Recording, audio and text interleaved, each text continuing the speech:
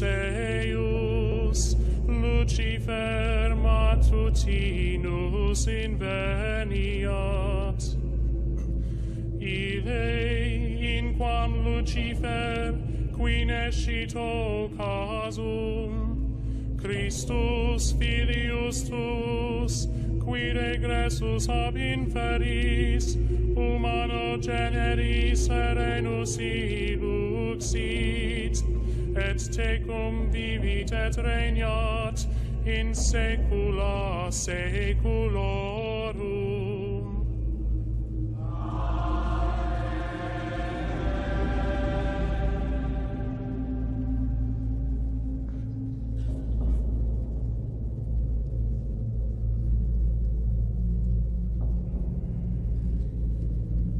Well, Reverend Gabriele Amorth made headlines around the world recently when he said the devil was present in the Vatican. You're talking about something very real, aren't you? All'esistenza del demonio. Absolutely, very real. As to the devil's presence in the Vatican, he says that's no surprise. He once had to perform an exorcism on another exorcist. The first thing we need to do if we're going to find out if the devil is at the Vatican is take a tour underneath the Vatican. As we arrive underneath the Vatican, we see that it is laid out in a number of rooms marked by letters, as we could see in this aerial view map. As we move to room U, here we find the shock of all shocks. Here on the wall, it says there is a depiction of Lucifer, that is, the light bearer, the morning star. On the opposite of the wall, there is a drawing of Vesper, the evening star, cosmic symbol of the human life cycle. We find out that when we get to room U, here we have a clear depiction of Lucifer underneath the Vatican at St. Peter's Basilica. We ask ourselves, why are they keeping this image of Lucifer underneath the Vatican? Again, you would think if you're a Christian church, you would not want to have any of these images. They'll go on and say, oh, well, we're saving it because it's a UNESCO heritage site or something like that. This is always their excuse, saving it for the sake of art. But for the true Christian, this is not an excuse, because we know if you're giving glory and propaganda to false deities and false pagan gods, what are you doing? You're in essence supporting the evil spiritual realm. This cannot be from God. And since Rome claims itself to be the one true church, you would think they would lead by example. But what kind of example is this? That you have a depiction of Lucifer underneath the Vatican for countless hundreds and hundreds of years? Now this image here underneath the Vatican has been there since their claim, which would be Constantine. We would know that he was the first one that built this basilica. And so again, we ask ourselves, why are they keeping this depiction of Lucifer underneath the Vatican?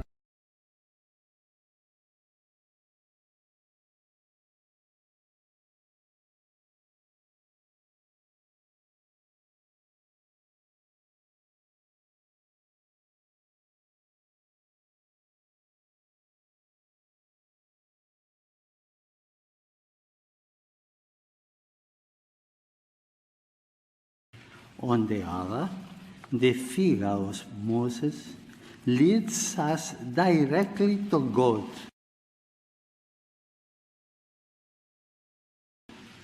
And thus to the transcendent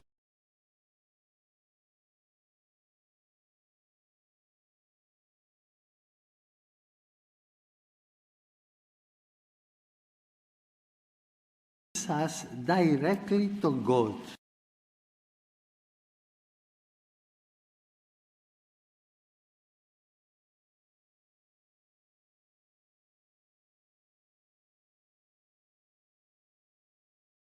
This is the last day of the Pope's visit. Now, since he's been here, he's said and done a lot of things, but the thing that stuck out to me the most is something he said during, I guess it was a mass, where he came out and said that the life of Jesus ultimately ended in failure, in the failure on the cross. And if at times our efforts and work seem to fail and not produce fruit, we need to remember that we are followers of Jesus Christ, and his life, humanly speaking, ended in failure, the failure of the cross. Then he went on to talk about the dangers of being comfortable with surroundings and things such as that, which is a whole nother topic in and of itself. But he says the failure of Jesus, the failure of the cross, even though the Bible clearly states that Jesus knew what was going to happen to him, far as the cross was concerned, how he is going to lay his life down. He even said, Lord, if it is your will, take this bitter cup from me, but not your will, but not my will, your will be done. And particularly we know this when we look at John 17 and 18. Therefore doth my Father love me, because I laid my life down, that I might take it again. No man taketh it from me, but I lay it down myself. Which is to say, nobody took his life from him on the cross. He laid it down willingly. He knew what was going to happen to him. So to say that his life in general, the cross in particular, was a failure is something I'm very disappointed to see from a supposed spiritual leader.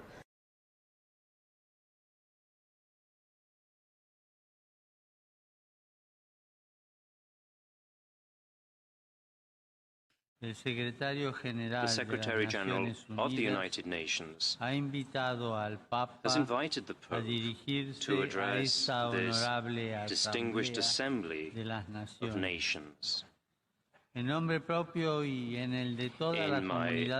name and that of the entire Catholic community. Repeat that again. Yes, the very first remarks out of his mouth, the translator will say it. I flipped out, Alex. He says, I come to you in my own name, in the name of the Catholic community. He did not come in the name of the Father, the Son, and the Holy Spirit. I never saw him do the sign of the cross while he was here, any of that stuff. This guy is an imposter. I am come in my Father's name, and you receive me not. If another shall come in his own name, him you will receive. In my own name and that of the entire Catholic community. So there he said it, in my own name and in the entire Catholic community. That's who he's coming in the name of. He's not saying he's coming in the name of God or the Father or Jesus Christ or the Holy Spirit. He's just keeping it to him. So he's personalizing. And call no man your father upon the earth, for one is your Father which is in heaven.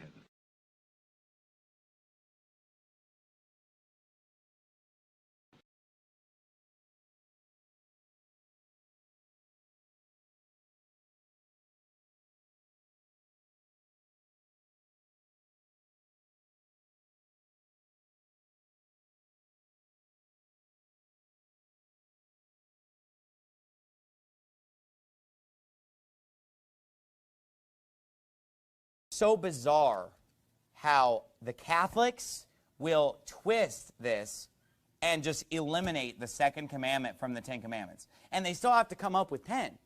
Because in Deuteronomy 10:4, this list is called the 10 Commandments. So you can't walk away with 9 of them. But the Roman Catholics don't want to acknowledge this second commandment. And not even the Lutherans want to acknowledge this second commandment that says not to make a graven image. You know why? Because their church is filled with graven images. Because their house is filled with graven images. Because their yard has a shrine of a graven image in it. And they do bow down themselves unto those graven images. So, of course, they don't want to acknowledge this second commandment. It's an inconvenient commandment for them. So they want to kind of hide it and kind of just tuck it away. So in order to come up, and this is so bizarre, it boggles the mind. But in order to come up with an extra commandment, they got to find a commandment somewhere else to make it add up to 10. So here's what they do. Jump ahead to the 10th commandment, which is thou shalt not covet.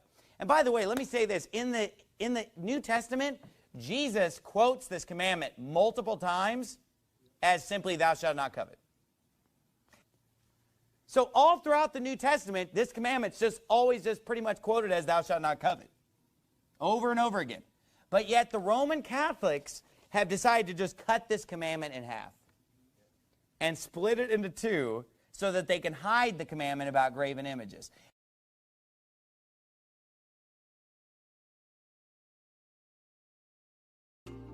Priest Andrew Pinsent holds advanced degrees in theology from the Pontifical Gregorian University in Rome as well as a doctorate in particle physics from Oxford.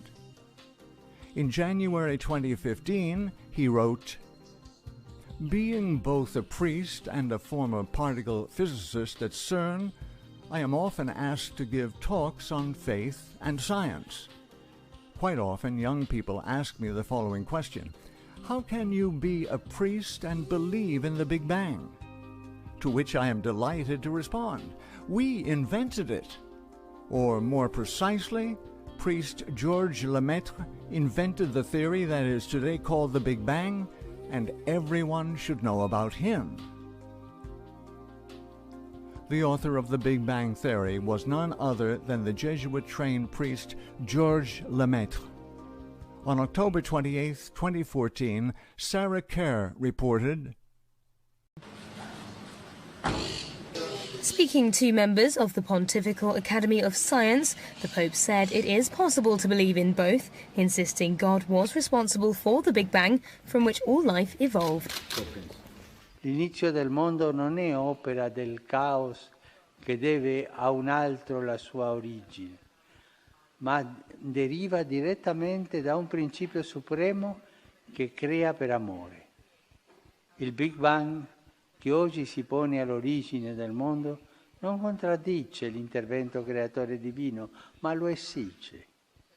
L'evoluzione nella natura non contrasta con la nozione di creazione, perché l'evoluzione presuppone la creazione degli esseri che si evolvono.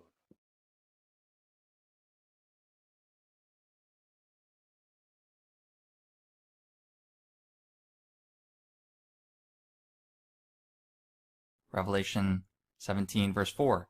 And the woman was arrayed in purple and scarlet color, and decked with gold and precious stones and pearls, having a golden cup in her hand full of abominations and filthiness of her fornication. First clue, purple and scarlet color. And the woman was arrayed in purple and scarlet color. You can see the bishops wear purple and the cardinals wear scarlet, the red color, as you see in the Vatican.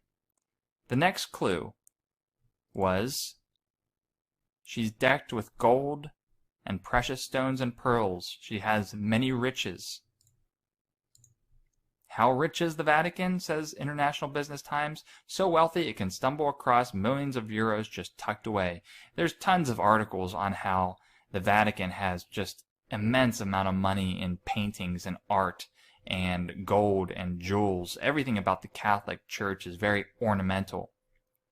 And I saw the woman drunken with the blood of the saints and with the blood of the martyrs of Jesus. And when I saw her, I wondered with great admiration. If you did not already know, the Catholic Church in the Dark Ages killed millions of Christians because they wanted to remain in power. For 2 or 3 centuries, many Protestants have given figures concerning the total number of people killed directly or indirectly by the papacy during the Middle Ages. 50, 68, 100, 120, 150 million people. Roman Catholics typically give much smaller numbers, so they don't deny that it happened. So again, looking back to Revelation, the blood of the saints and martyrs are on the Vatican's hands. But here's where it gets undeniable. I said this is irrefutable, undeniable evidence that we are in the end times and St. John's revelation is coming true. He says, the 7 heads are 7 mountains on which the woman sitteth. Oh, it's Rome. Okay, the city of 7 hills.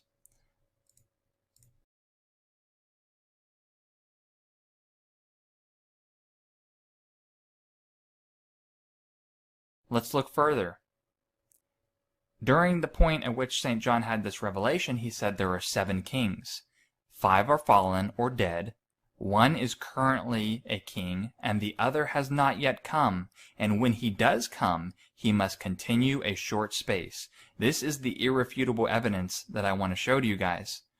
7 kings. Let's look at the Vatican's history. In 1929, the Lateran Treaty was signed. Being that the Vatican is a priest-king state, the Pope is not only a religious leader, he is also king. So in 1929, the Pope at that time was the first king. Let's take a look at the list of popes. So I'm going to scroll all the way down here to the current Pope Francis. Here we go. And let's scroll up to 1929. Here we go. February 6, 1922 to February 1939. So he was the first king. So let's just do simple counting. First king, second king, third king, fourth king, fifth king, the sixth king. Let's go back and see what it says about the sixth king. 5 are fallen and 1 is. So we look at the sixth king, he is. And the seventh will come later and he'll serve a short time. Who was the seventh? Benedict. What did he do? He quit his position early. One of the first popes, I think, in over 200 years to leave his position. The popes die in the papacy. They die in their position. It shocked the world when he left his position. And look what it says about the kings. There were 7 kings from 1929. 5 are dead, 1 is, Pope John Paul II, and the other has not yet come. And when he does come, he'll quit early. Unbelievable. Unbelievable. This is irrefutable to me. Now let's look at this guy, Francis. And the beast that was and is not, even he is the 8th, and is one of the 7, and goeth into perdition. This is in reference to Satan. He is the false prophet. He is the last pope. That is the main message. Revelation is about end times, and this section here, 17:10, Revelation 17:10, about the kings, that lines up directly with the Vatican getting its sovereignty in 1929 and pinning it to the exact pope who would quit early, which is not a common occurrence. Guys, got to open your eyes here. And whoever shall exalt himself shall be abased, and he that shall humble himself shall be exalted. But woe unto you, scribes, and you Pharisees, hypocrites, for you shut up the kingdom of heaven against men. For ye neither go in yourselves, neither suffer ye them that are entering to go in. Woe unto you, scribes and Pharisees, hypocrites, for you devour widows' houses, and for a pretense make long prayer. Therefore ye shall receive the greater damnation. Woe unto you, scribes and you Pharisees, hypocrites, for you compass sea and land to make one proselyte, and when he is made, you have made him twofold more the child of hell than yourselves. Those who try and hide their plans from the Lord are doomed. They carry out their schemes in secret and think no one will see them or know what they are doing. They turn everything upside down. You're looking at the Vatican in St. Peter's Square. St. Peter's Square is in the shape of a keyhole. The Vatican itself is in the shape of an upside-down cross. This is truly the devil's church that has misappropriated and hidden the keys to the kingdom of heaven. Even the name St. Peter's Basilica gives away the identity of Satan's church. Basilica, the origination of the word, means a place of a king. The word basilisk refers to a serpent described as a dragon that can kill by its breath or look. Basilica translates into the abode of the basilisk, which is the abode of the serpent, the royal serpent, the serpent that wears a crown. As you view the entirety of the Vatican itself, the upside-down cross, at the head of the cross, the head of the serpent becomes visible. The conspicuously placed circles for the eyes of the serpent, as well as the square window for the exit of the tongue on the mouth of the serpent, becomes obvious. It is truly the abode of the serpent. The dome on the top of the Vatican becomes the crown of the serpent, truly hidden in plain sight. The entirety of the Vatican is an upside-down cross, with a serpent at the head of the cross wearing a crown. This is truly the Church of Satan, and the keys to the kingdom of heaven have been hidden by Satan himself in the form of one of the largest Christian churches in the entire world, boasting of over 1.2 billion members, deceived by Satan himself. Woe unto you, Pharisees and teachers of the law, for you have taken away the key to knowledge. You don't go in yourselves, and you kept those who are trying to enter from entering. Your damnation shall be the worse.